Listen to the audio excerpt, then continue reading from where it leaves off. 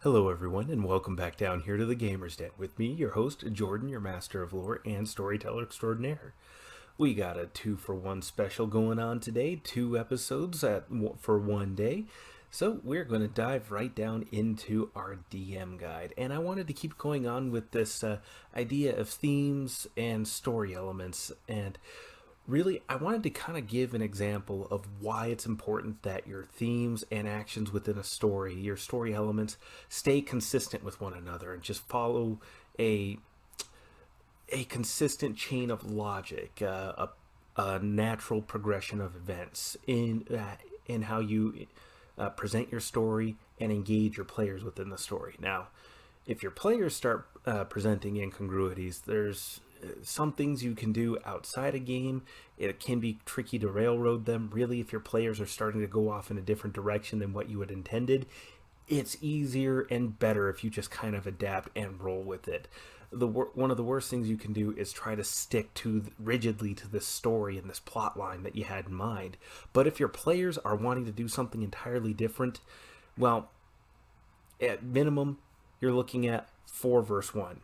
And if the 4 want to do something different, then the 1 probably would be better off adapting. And, well, the 1 is usually us storytellers. So, that's the easiest way in that case. But when you're running the game and you have these different plot lines, these larger thematic elements going along with these different story beats that are happening that reflect those themes, you need to keep that chain of events consistent, have a logical progression, and when they start to clash, it really, really, really becomes noticeable, and it starts really it just yanks you out of it. And one of the strongest examples of this that I can talk about with you today is Star Wars The Last Jedi. Now, in and of itself, I actually didn't mind the film. I was able to enjoy it in spite of its flaws. Uh, I'm not going to defend the movie. I'm not going to say it's great, and I'm not going to say anybody's wrong for hating it. Um, Specific things I might disagree with, like how people dogpiled on some of the actors and the actresses or actress, as the case may be. I don't necessarily agree with that because it's larger directorial and storyboarding issues that really needed to be addressed. The individual actors, in and of themselves, I think, did the best they could, working with the material and direction given to bring the film to life. And it really had some great moments, and the film had great moments because the characters and the actors themselves were great and threw themselves into it. But it's the larger story beats that were the issue and conflicting with the themes. Now, one theme that has been consistent through just about all of the Star Wars films, with a few exceptions here and there, has been this element of good versus evil. That's been pretty consistently played out and is such a broad enough theme that we don't ignore it, but we can set it aside because they're generally pretty good about showing that clash there between forces of good and evil. Another thing that gets reflected, another theme, is that there's this broad, constant reaching theme of repetition. We have this continuing cycle of conflict between Republic and Fascist Empire, Sith versus Jedi, that goes right along with this theme of good versus evil. So those two are in lockstep, but there is this continuous cycle. Everything keeps turning. The wheel keeps on turning. Things keep changing, but they still stay the same. Even if you take a look at the largely now non-canonical extended universe, this cycle has kept happening pretty consistently. About 100 to 150 years or so after the defeat of the Empire, a new Empire emerges with new Sith leaders, and Luke Skywalker's grandchildren are slaughtered, and then he has a great grandson who is addicted to drugs and is trying to actively dull his connection to the Force, so his ghost grandpa stops showing up and pestering him. Yeah, this cycle keeps continuously happening, which is another consistent theme we see, and this one is more relevant to to The Last Jedi overall. Now, I should mention here, there is absolutely a spoiler warning, and if you haven't seen Last Jedi yet and you're thinking about giving it a shot, go ahead and just stop the video for now and come back to this later after you've seen The Last Jedi. I would imagine most people who have wanted to see it are going to see it now, or have already seen it by this point in time. But, hey, you never know, and God forbid you spoil something for somebody. So, now with that out of the way, there's a couple of scenes in particular that really begin to clash with this overall. The theme of cyclical repetition comes up a fair bit. Not only that, but there's this other idea that's introduced to the story, that the forces that are normally good and the forces are normally evil aren't all that entirely different, or the forces of good are not all entirely good. This in particular gets brought up on the whole casino planet with Finn and Rose, when they're talking to the hacker they let loose. They're inspecting this ship, or the ship logs for this weapons dealer. And, he talks about, oh, this weapons dealer, he's dealt with the First Order. He's selling them TIE fighters. He's making better and more advanced TIE fighters. Like, that's obviously evil. He's done a lot of war profiteering, but, uh-oh, so's the Resistance. They've bought X-Wings from this same weapons dealer. So, this idea is introduced that both sides are actively putting money in the pockets of these weapons dealers and these different arms manufacturers that are benefiting from fueling both sides of this conflict. Not only that, but the Republic is secretly backing the Resistance, dealing with and trying to stymie the First Order, which just raises a question: what exact political pressures are they dealing with, that they're not just going in and stopping the First Order from, raising child soldiers? But that's a whole nother thing. We're not going to worry about that. The point being that the Republic's really not all that great. The Resistance is using the same weapons manufacturers and arms dealers as the First Order is. Not only that, but the Resistance is also technically engaging in what is regarded as illegal or even potentially terrorist activity if their movement does not have the backing and official support of the Republic at large. So it definitely muddies the waters, which is fine. Having things be a little bit more murky definitely engages critical thinking and raises questions of, are we doing the right thing? Are we necessarily the right side, even though we are engaging in activities and dealing with some of the same unsavory characters as the First Order, people who are clearly evil. I mean, they're modeled off of the Empire, which is modeled off of World War II dictatorial Nazi Germany. So, it raises some interesting questions. It's definitely something to play with. And, even Luke Skywalker brings this up when he's training Rey. He talks about how the legacy of the Jedi Order has been failure. The Jedi Order allowed Palpatine to seize control. The Jedi Order raised up and trained Darth Vader, one of the most brutal and bloody Sith Lords to have lived. And Palpatine certainly was the mastermind, was certainly the hand commanding, or the brain commanding the fist, but that fist wielded a bloody cleaver and tore his way through the galaxy, murdering men, women, children, just untold numbers of people. And he did so with ruthless and bloodthirsty efficiency. So he points out that, it's this constant legacy of failure and darkness resulting because of the Jedi Order's inadequacies and their own deficiencies. How blind they were to the evil around them, how incapable they were when it came to stopping things. And also, he points out his own failure in raising his nephew, Ben Solo, and seeing history repeat itself, this cycle come about again. Here he was, this great leader of the Jedi Order, and he was blind to the darkness with Ben. And not only that, he made that darkness actively worse. And now Ben Solo is a powerful Sith Lord, and he's helping the First Order seize power. And by this point in time, the First Order has wiped out the Republic, and they've seized control of as much of the galaxy as they could, actively drawing out as many more resources as they can into their own fold to expand their power so that they can keep reaching further and further out. So this cycle is repeating itself in this overall theme of good versus evil clashing. And they've introduced this new idea of this consistent and constant failure on part of the forces of good, and not only maintaining their moral superiority, but in their ability to prevent evil from happening. And in fact, actively raising up figures that would become incredibly powerful and evil.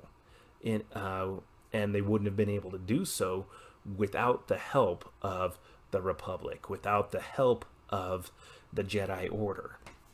And so, again, this theme is brought up and is playing out in the story, but then we get to the point where things should pay off.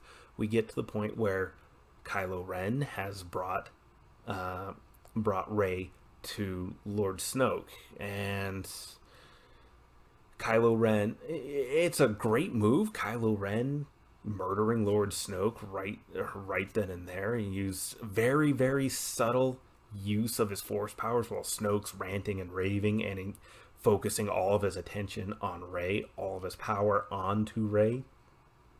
And Kylo just uses the force to activate his lightsaber and draw it clean through Snoke, killing him instantly. And then the scene with the two of them fighting through all of Snoke's personal bodyguards. And after they do so, Ren brings up this idea to Rey, saying, look at this. Look at what's constantly happening, forever repeating. The First Order, the Empire, the Sith, the Jedi. This cycle has not stopped.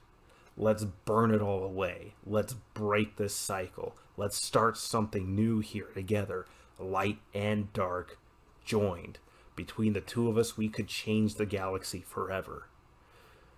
It's an absolutely incredible moment. And this plays in with another scene where Ghost Yoda shows up to talk with Luke about, Rey leaving, how he's failed his apprentice, or another apprentice. And then Yoda brings down Force Lightning, of all things, to strike this little alcove where the last remaining most ancient and important texts of the Jedi Order are hidden, and just burns it all away, or seemingly burns it all away. And Luke starts freaking out, like, the sacred texts, and Yoda's like, nah, the texts, don't worry about the texts. Rey already has everything she needs from there. And plays into this idea of burning away everything, breaking away from the old in order to begin something new. Really incredible moment. And this plays in with that scene with Rey and Ren. But then the breaks start happening. Rey rejects Ren's proposal and fights against him. Now, this isn't immediately necessarily a bad thing. Ren is definitely a selfish and self-serving character, even though what he's proposing is probably a good idea. This is fine. A similar thing happened with Black Panther between the antagonist and the protagonist.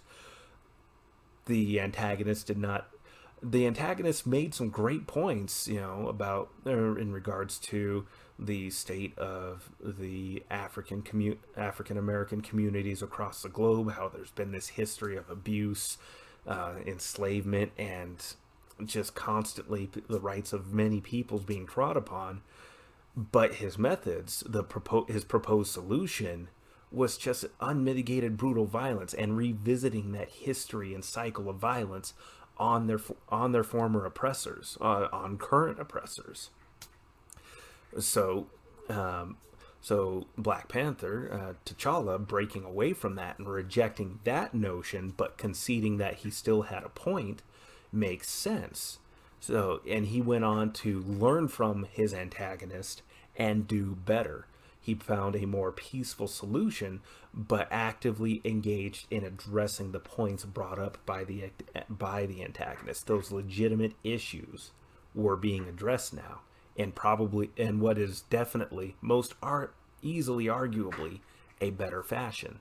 So if they had done something like this between Rey and Ren, I think that would have been great. Even though it started to break away between the two, it necessarily didn't spell the end of a break in logic. Where we see this whole problem start to come to get us really come to fruition is the very end of the movie with the payoff, where it's revealed that Rey has stolen all the books from that little small temple, that ancient site, and has brought them with her, continuing on seemingly continuing on with the Jedi Order and its traditions. Now, it may be the foundation for something new, we'll have to see, but it just breaks overall with this whole idea of building something new. Because if she's using the old foundations to try to build something new, that's not going to work out so well. That's not in line with this consistent logic, especially since, we had that whole thing of Yoda seemingly burning everything away. And it still leaves off with this whole thing of the Resistance opposing the First Order, of a Jedi opposing the Sith, light and dark and good and evil. They started to play with that idea in some interesting fashions of trying to break away from it and muddying the waters by pointing out, through all this stuff that's still canon, and even the non-canonical stuff, there is this constant, consistent cycle that doesn't really ever stop. It's just the pendulum swinging back and forth through history. It's a cycle that needed to be broken. An interesting idea. But they backed away from it at the last second. And when this happens in your tabletop gaming, when the payoff doesn't follow this logical, consistent story beat that you've been building on, that incongruity feels pretty strong. Now, the players may not notice it right away or necessarily even be cognizant of it all the time, but when the actions start to break away from what you have built up to, that inconsistency definitely does get to be glaring for players paying attention to the story. And it just makes the story less engaging and less fun. And typically, if the players have been following through the story beats and have had an active hand in shaping events, and then suddenly this left turn comes out of nowhere and just clashes with what they've been doing, it's just like, what was the point? The payoff's not there. Or at least, now they've got to go through this whole other thing in order to try to get some sort of satisfying conclusion out of the story that's been built so far. So that's why making sure you follow a logical progression and chain of events is so important, because it makes the payoff for the story that much better. And that's where Last Jedi, I think, really had its biggest mistake. The whole casino planet thing, that's a whole nother thing. That could have been taken out of the movie or replaced with something, literally anything else, for all the good it did to the story overall. But it still introduced some interesting ideas and could have been a fun romp. That's a whole nother lesson for another day we could play around with. But the point being, consistent story beats, a consistent chain of logic, and a progression of events is essential for good storytelling, no matter the medium. Gaming, tabletop or console, movies and books, it needs to have this consistency with these themes that you introduce in order for your story to be more engaging and fun and have a satisfying payoff in the end. But those are just my thoughts for now. Certainly there's other ways you can play around and tweak these ideas and stories around, as long as you're maintaining a line of logic.